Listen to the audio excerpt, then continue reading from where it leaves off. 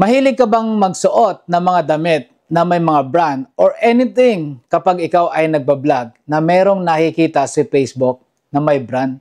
Alam mo bang isa yan sa dahilan kung bakit bumababa ang earnings ng mga content mo?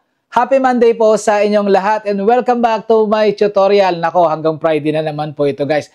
Yes, tama po yung narinig nyo at according po yan kay Facebook, hindi po according yan sa Senado na nag-aaway-away na sila dun, no? Kaya po guys, si Facebook ay naglagay ng ating branded content tagging na tinatawag para nang noon in case po tayo ay magpo-promote ng kanilang mga brand, yan po yung ating pinapakita or minsan sinusuot po natin. Kung napapansin nyo po, yung mga datihan ko po mga followers, nakita nyo po nung last na ako po ay nagbablog, paragi po ako maraming mga sapatos sa likod. Dahil syempre, hindi ko naman po pinag-iabang yon. Dahil gusto ko lang maganda yung background ko. Pero, mali po pala yon. Dahil po, malilito po si Facebook na baka tayo po ay nagpo-promote ng ating mga brand. So ngayon, ang tanong, paano kung sakali na aksidente mo lang siyang naisuot? Okay lang daw po yon kung once lang. Pero kung madalas mo siyang ginagamit kapag ikaw po ay nagbablog, so meaning to say, ikaw po ay nagpropromote ng brand na yon. So paano naman po kung sakaling katulad po sa akin, meron po akong t-shirt na sinusuot na Not Not Palaboy. Bawal po ba yan?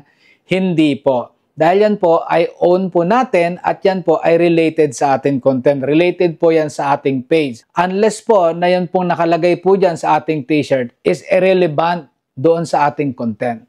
So sa katulad ko po, Not Not Palaboy, self-promotion, wala pong problema yan para mas makilala ka ng nakakarami. Ito pong nakikita nyong content ko na to, umabot siya ng 4.9 million. Pero alam nyo ba guys na hindi po ako kumita dyan. 0.00 ako dyan. Dahil po dito sa sapatos na ipinapakita namin na misunderstood ni Facebook dahil nga po yan ay brand ng Nike.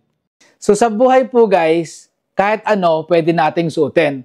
Yan naman po ay bawal lang po dun sa mga taong naiinggit sa atin dahil talaga po grabe. Yung mata nila dyan halos lumuwa na, magka-sore eyes na sila dahil sa inggit nga po sa kakatingin sa iyo dahil ikaw ay may mga pambili ka ng kung ano-anong brand. O, diba?